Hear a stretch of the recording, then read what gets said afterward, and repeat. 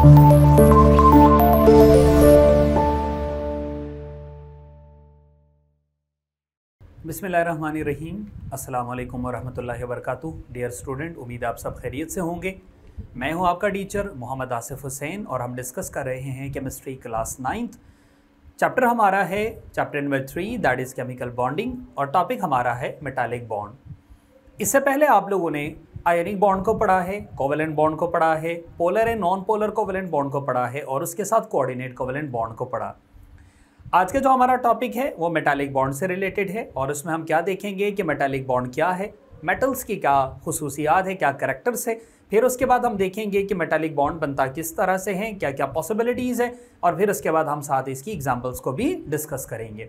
Long question के तौर पे ये टॉपिक आ सकता है, तो भी इसीलिए आप लोगों ने इसको हेडिंग समेत बहुत अच्छे से इसको तैयार करना है। तो स्टार्ट कर लेते हैं। फर्स्ट ऑफ ऑल हम देखेंगे कि मेटालिक बॉन्ड है क्या, इसकी डेफिनेशन पढ़ेंगे। मेटालिक बॉन्ड की डेफिनेशन ये है, the force of attraction present between the atoms of metal.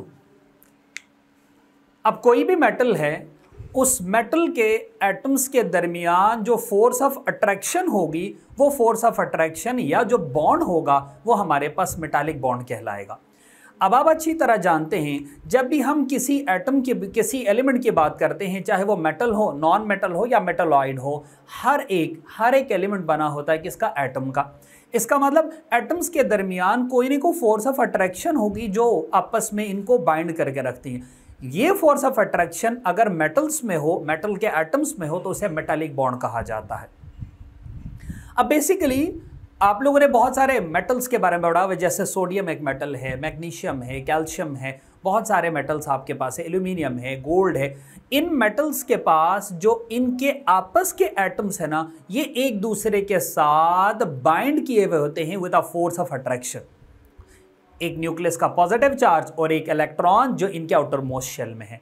तो फिर न्यूक्लियस में मौजूद प्रोटॉन यानी पॉजिटिव चार्ज और इलेक्ट्रॉन जो आउटर मोस्ट शेल में और शेल में मौजूद है, उनके दरमियान एक फोर्स ऑफ अट्रैक्शन होती है। वो फोर्स ऑफ अट्रैक्शन पॉजिटिव और नेगेटिव के दरमियान, क्योंकि मेटल्स के लिए है, इसीलिए उसको मेटालिक बॉन्ड कहा जाता है। क्लियर हो गई बात। अब अगले नंबर पे कि मेटल्स है क्या चीज़, मेटल्स किस तरह के होते हैं। ठीक हो गया। मेटल्स की कुछ खुसूसियात है जो शॉर्ट क्वेश्चन के तौर पे बहुत ज़्यादा इंपॉर्टेंट है। आपसे पूछा जा सकता है what are the characteristics of metal, तो आपके पास जवाब होना चाहिए। यहाँ मैंने आप लोगों को हाईलाइट करवाया हुआ है। First of all point number 1 देखें, दे हैव मेटेलिक लस्टर, यानी मेटल्स हैव मेटेलिक लस्टर। अब ये पहला वर्ड हेडिंग भी आपके पास बन सकती है, ये मेटेलिक लस्टर। आप गौर करें, कभी भी आप किसी मेटल को फ्रेशली कट करेंगे ना, किसी लोहे को आप दरमियान से काटेंगे, तो जहाँ से वो लोहा कटेगा या वो मेटल जहाँ से कटेगा, आपको उसके अंदर से एक चमक नज़र आती है, एक ब्रिलियंस नज़र आती है, एक ना खास लस्टर देखने को मिल जाती है। वो जो चमक है ना, वो निशानी है मेटल की, क्योंकि मेटल ही इस तरह से चमकता है, कोई दूसरा इस तरह से नहीं चमकता। मिसाल के तौर पर आप लकड़ी की बात करें, किसी लकड़ी को आप दरमियान में से काटे, आपको उसके अंदर से चमक नज़र नहीं आएगी, रिफ्लेक्शन नज़र नहीं आएगा। यहाँ आपको नज़र आएगा मेटल में। सो मेटल के लिए ज़रूरी है कि मेटल के पास मेटेलिक लस्टर हो, और होती ही है। सेकेंड पॉइंट देखें, they have high melting and boiling point. Melting point solid liquid का गैस में कन्वर्ट होना, सॉलिड का लिक्विड में कन्वर्ट होना। बॉइलिंग पॉइंट लिक्विड का गैस में कन्वर्ट होना। ठीक है, यानी लेट सपोज बर्फ है। अब अगर बर्फ पानी में कन्वर्ट हो रहा है तो दरअसल वो मेल्ट हो रहा है सॉलिड से लिक्विड में, और अगर आप उसी लिक्विड को गर्म करोगे तो वो उड़ जाएगा, इसका मतलब वो बॉयल कर रहा है।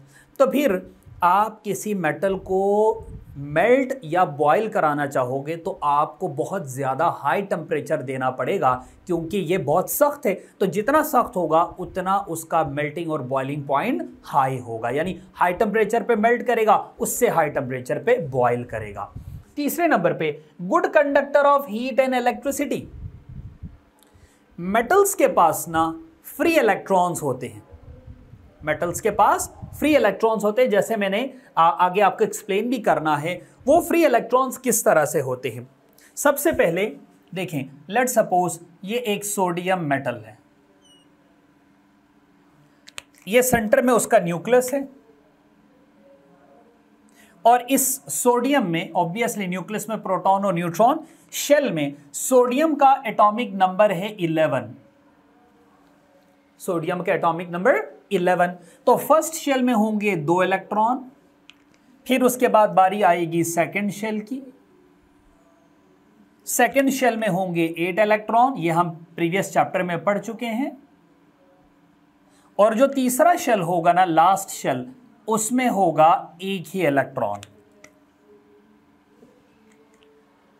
तो फिर क्या होगा, न्यूक्लियस के ऊपर पॉजिटिव चार्ज, इलेक्ट्रॉन्स के ऊपर negative charge.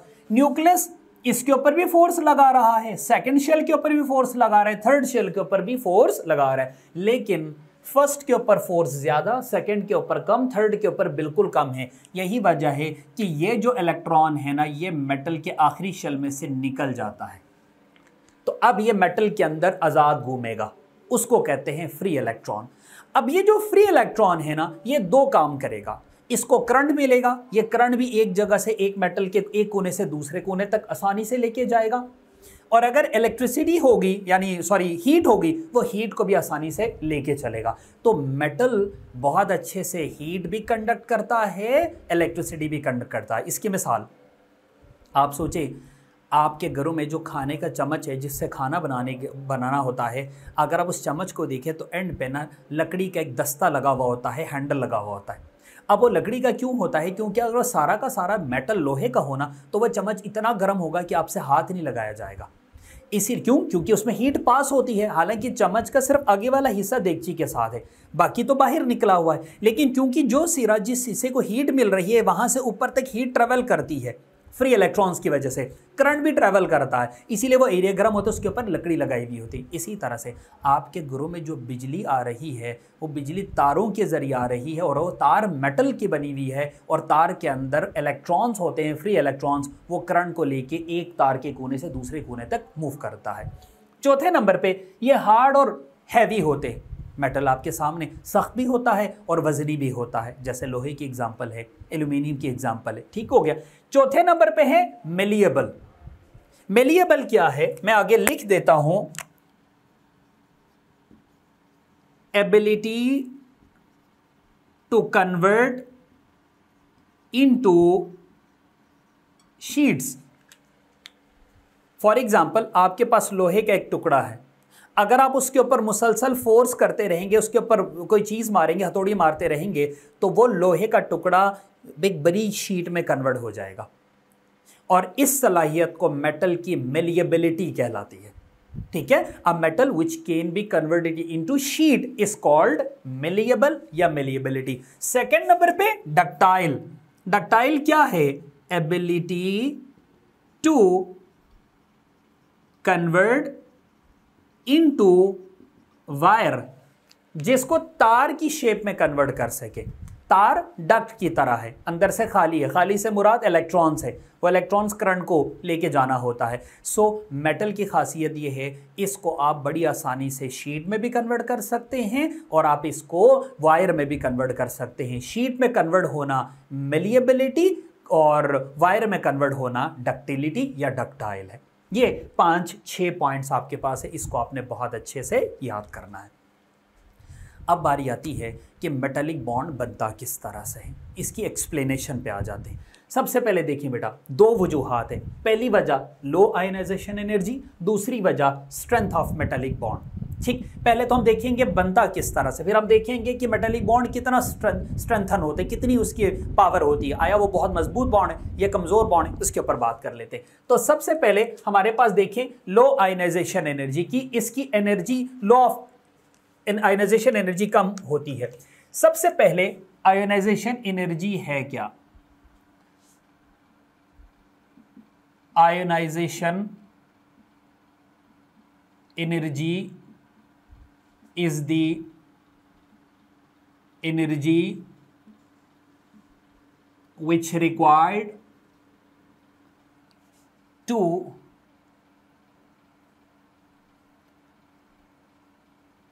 remove an electron from the valence shell of an atom. कोई भी एक एटम है, उसका जो आखिरी शेल होगा, जो बॉन्डिंग में इन्वॉल्व होगा, वो वैलेंस शेल कहलाएगा, ठीक है, जिसकी बेस पे वैलेंसी डिसाइड होगी। तो उस वैलेंस शेल में मौजूद इलेक्ट्रॉन्स के ऊपर एक खास किस्म की एनर्जी या फोर्स लगेगी, तो वो इलेक्ट्रॉन आखिरी शेल में से बाहर निकल जाएगा, चाहे वो एक इलेक्ट्रॉन हो या दो इलेक्ट्रॉन हो। तो वो जो मिनिमम एनर्जी जो उस आखिरी शेल में मौजूद इलेक्ट्रॉन को रिमूव करने के लिए चाहिए होती है, वो एनर्जी कहलाती है आयनाइजेशन एनर्जी। अब वो दो एनर्जी हो सकती है, या हीट हो सकती है या करंट हो सकता है। हीट के मिलने पे भी इलेक्ट्रॉन्स अपने आखिरी शेल में से निकल बाहर जाता है, और एनर्जी जो आपके पास करंट है उसके मिलने पे भी होगा। किस तरह से देखें, मैंने यहाँ सोडियम की भी एग्जांपल दी थी, दोबारा से वही एग्जांपल दे देता हूँ। ये सोडियम एक मेटल है, और इस सोडियम मेटल में आपके पास ये पहला शेल, सोडियम के पास है टोटल 11 इलेक्ट्रॉन्स। फर्स्ट शेल में होंगे 2 इलेक्ट्रॉन, फिर उसके बाद सेकेंड शेल है, इसमें होते हैं 8 इलेक्ट्रॉन्स, ये 2, ये 4, ये 6 और ये 8, और देखें 2 और 8 10, एक रह गया, ये 1 इलेक्ट्रॉन आखिरी शेल में। मैं इसको थोड़ा सा बड़ा करके दिखा देता हूं, ये देखिए। अब हो क्या रहा है बेटा, न्यूक्लियस सेंटर में है, उसके साथ पहला शेल है 2 इलेक्ट्रॉन, फिर दूसरा शेल है 8 इलेक्ट्रॉन, फिर तीसरा शेल है 1 इलेक्ट्रॉन। न्यूक्लियस के ऊपर पॉजिटिव चार्ज, शेल के ऊपर नेगेटिव चार्ज, क्योंकि न्यूक्लियस में है प्रोटॉन, शेल में है इलेक्ट्रॉन। अब proton positive charge, electron negative charge. अब न्यूक्लियस फोर्स ऑफ अट्रैक्शन तो लगा रहा है, न्यूक्लियस इलेक्ट्रॉन्स को अपनी तरफ अट्रैक्ट तो कर रहा है, लेकिन फर्स्ट शेल के ऊपर एनर्जी ज्यादा लगेगी क्योंकि वो करीब है, सेकंड के ऊपर कम लगेगी क्योंकि वो फर्स्ट बीच में आ रहा है, और थर्ड के ऊपर यानी आखिरी के ऊपर तो बिल्कुल कम एनर्जी लग रही है। न्यूक्लियस पूरी तरह से खींच नहीं पा रहा, ऐसे में ये लूजली अटैच होगा, ये आखिरी इलेक्ट्रॉन लूजली अटैच होगा। इसका मतलब इसको यहां से रिमूव करना आसान होगा। तो फिर मेटल को जैसे ही एनर्जी मिलेगी, चाहे वो हीट एनर्जी हो या करंट हो, ये आखिरी शेल में मौजूद इलेक्ट्रॉन वहां से बाहर निकल जाएगा। अब वो जो एनर्जी जो इस इलेक्ट्रॉन को रिमूव कर रही है, उस एनर्जी को कहते हैं आयोनाइजेशन एनर्जी। दूसरी बात, अब देखें, इस सोडियम मेटल के पास एक फ्री इलेक्ट्रॉन मौजूद है, और यही वजह है हम सोडियम के ऊपर चार्ज लगाते हैं, सोडियम आयन के ऊपर +1 या प्लस। अब ये सोडियम आयन +1 से मुराद ये है कि इसने अपना एक इलेक्ट्रॉन फ्री कर दिया, डोनेट कर दिया, दे दिया। अब क्या होगा, न्यूक्लियस और इलेक्ट्रॉन के दरमियान एक फोर्स ऑफ अट्रैक्शन बनी रहेगी। अब ये जो इलेक्ट्रॉन है ना, जिसको हम फ्री इलेक्ट्रॉन्स कहते हैं, ये मेटल्स के दरमियान, मेटल्स के एटम के दरमियान फिरता रहेगा आज़ादाना तौर पे। एनर्जी मिलेगी तो यहाँ से वहाँ, वहाँ से यहाँ मूव करता रहेगा इलेक्ट्रॉन्स या इलेक्ट्रॉन, और फिर क्या होगा, यहाँ पे एक सी ऑफ इलेक्ट्रॉन बन जाएगा। एक सोडियम का मेटल 1 2 3 4, हर सोडियम का मेटल एक एक इलेक्ट्रॉन फ्री कर देगा। तो फिर जितने सोडियम के मेटल्स होंगे उतने फ्री इलेक्ट्रॉन्स होंगे, जितने फ्री इलेक्ट्रॉन्स होंगे उतना वो गुड कंडक्टर होगा। किसके लिए, हीट के लिए और इलेक्ट्रिसिटी के लिए। दूसरी बात कि किसी भी मेटल का जो मेटेलिक बॉन्ड है ना, उसकी स्ट्रेंथ हमें कैसे पता लगेगा कि वो कितना स्ट्रेंथन है, मजबूत कितना है। दो बातों के ऊपर डिपेंड करता है। Strength of A metallic bond depend upon 2 factors, 2 factors के ऊपर। पहला, number of positive charge on positive ion. अब मेटल हमेशा इलेक्ट्रो पॉजिटिव होता है, यानी इलेक्ट्रिकली पॉजिटिव चार्ज रखता है। क्यों जी? क्योंकि मेटल इलेक्ट्रॉन डोनेट करता है और डोनर हमेशा पॉजिटिव होता है। क्लियर हो गई बात? अब देखें, number of positive charge on positive ion. अब सोडियम एक मेटल है, एक आयन है, और ये इलेक्ट्रॉन कितना फ्री कर देगा? पॉजिटिव चार्ज, एक पॉजिटिव चार्ज फ्री कर देगा।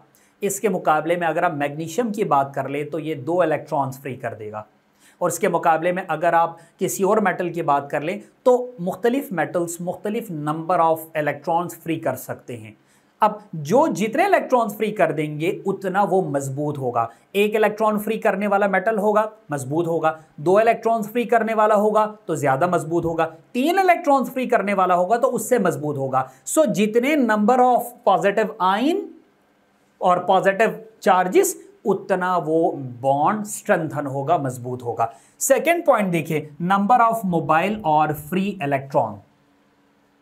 फ्री इलेक्ट्रॉन जो मेटल लूज कर रहा है उसकी तादाद पे भी डिपेंडेंट है स्ट्रेंथ ऑफ मेटेलिक बॉन्ड। एक फ्री इलेक्ट्रॉन तो स्ट्रेंथ कम होगी, 2 इलेक्ट्रॉन्स ज्यादा मजबूत, 3 इलेक्ट्रॉन्स बहुत ज्यादा मजबूत। सो जितने नंबर ऑफ फ्री इलेक्ट्रॉन्स उतना मेटेलिक बॉन्ड मजबूत बनेगा, उतना वो स्ट्रेंथन होगा। अब 2 एग्जाम्पल्स है बेटा, ये दोनों एग्जाम्पल्स मैं आपको ड्रॉ करके दिखा दूंगा, उससे आपको बेटर आइडिया हो जाएगा कि एक्चुअल में कि किस तरह से मेटालिक बॉन्ड बनता है। सबसे पहले सोडियम का देखिए, ये सोडियम 1 2 3 4 5 6 7 8, यह है सबका न्यूक्लियस और इसके ऊपर है नेगेटिव चार्ज। अब ये क्या करेंगे, एक एक इलेक्ट्रॉन्स फ्री कर देंगे।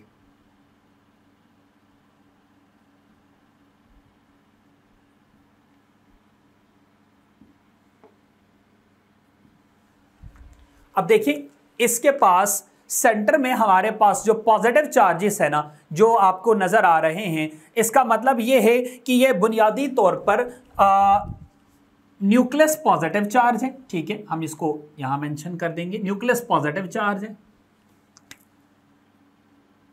ये न्यूक्लियस, ये न्यूक्लियस, ये न्यूक्लियस और फ्री इलेक्ट्रॉन्स ये देखिए,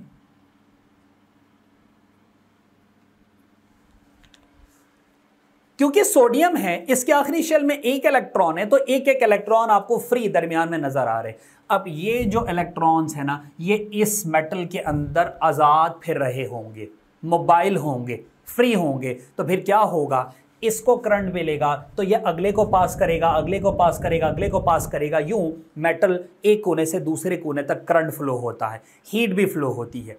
ठीक, उसके मुकाबले में मैग्नीशियम की बात कर लेते हैं।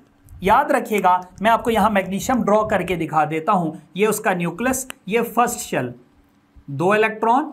मैग्नीशियम के ना टोटल एटॉमिक नंबर होता है इसका 12। ठीक, 12 को कैसे डिस्ट्रीब्यूट करेंगे, फर्स्ट शेल में 2 इलेक्ट्रॉन, सेकेंड शेल में 8 इलेक्ट्रॉन्स, 2 और 8 10, आखिरी शेल में 2 इलेक्ट्रॉन्स। अब इसका मतलब मैग्नीशियम का जो न्यूक्लियस है वो आखिरी शेल के ऊपर फोर्स तो लगा रहा है, लेकिन फर्स्ट और सेकंड की वजह से आखिरी शेल के ऊपर फोर्स उतनी नहीं लग रही जितनी फर्स्ट और सेकंड के ऊपर लग रही है। तो फिर क्या होगा, यहां से 2 इलेक्ट्रॉन्स फ्री हो जाएंगे, मैग्नीशियम मेटल्स में से 2 इलेक्ट्रॉन्स फ्री हो जाएंगे। तो फिर क्या होगा, देखिए मैं ये मैग्नीशियम ड्रॉ करने लगा हूं, ये 1 2 3 4 5 6 7 8। अब आप देखें ये सब के सब पॉजिटिव चार्ज और दरमियान में 2 इलेक्ट्रॉन्स। ठीक है, दरमियान में 2 इलेक्ट्रॉन्स। ये देखिए, ये 1 ये 2 ये 1 ये 2 यहां भी यहां भी यहां भी। अब कॉमन सेंस की बात है बेटा, सोडियम एक फ्री इलेक्ट्रॉन के साथ अगर मजबूत मेटेलिक बॉन्ड बनाएगा तो नंबर ऑफ फ्री इलेक्ट्रॉन्स के बढ़ने पे और ज्यादा बॉन्ड मजबूत बनेगा। इसका मतलब सोडियम का बॉन्ड, मेटेलिक बॉन्ड मजबूत होगा, उसके मुकाबले में मैग्नीशियम में ज्यादा मजबूत होगा, क्योंकि सोडियम के पास 1 फ्री इलेक्ट्रॉन, मैग्नीशियम के पास 2 फ्री इलेक्ट्रॉन्स।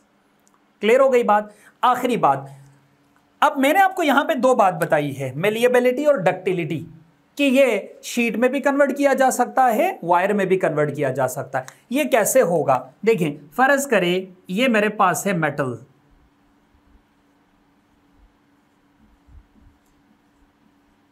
अब अगर मैं इसके ऊपर फोर्स लगाऊं तो फिर क्या होगा, ये जो फर्स्ट वाली लाइन है ना, ये स्लिप होना शुरू करेगी, रोल ओवर करेगी फर्स्ट लाइन सेकेंड लाइन के ऊपर, क्योंकि फोर्स जो पड़ रही है। तो फिर क्या होगा, जो जो आप फोर्स लगाते रहेंगे ये आपको ऐसे इसके ऊपर रोल आउट होता हुआ नजर आएगा। अब देखिए ये यहां पे खत्म हो रहा था, अब ये एक स्टेप आगे चला गया। मजीद आप फोर्स लगाएंगे तो ये और आगे मूव कर जाएगा, आपको कुछ यूं नजर आएगा। और फिर एक टाइम ऐसा आएगा, ये नीचे वाली लाइन इधर को आ जाएगी, ऊपर वाली लाइन सीधी हो जाएगी और ये सब के सब एक बराबर में आ जाएगा। इसका मतलब वो एक शीट बन गई है। इसको कहते हैं मेलिएबिलिटी। और अगर ये शीट में कन्वर्ट हो तो मेलिएबल, और अगर वायर में कन्वर्ट हो तो डक्टाइल। ये है हमारा आज का टॉपिक। इसको आप लोग बहुत अच्छे से पढ़ लीजिएगा, समझ लीजिएगा, याद कर लीजिएगा। आप अपना बहुत सा ख्याल रखिएगा। Thank you so much. अल्लाह हाफ़िज़।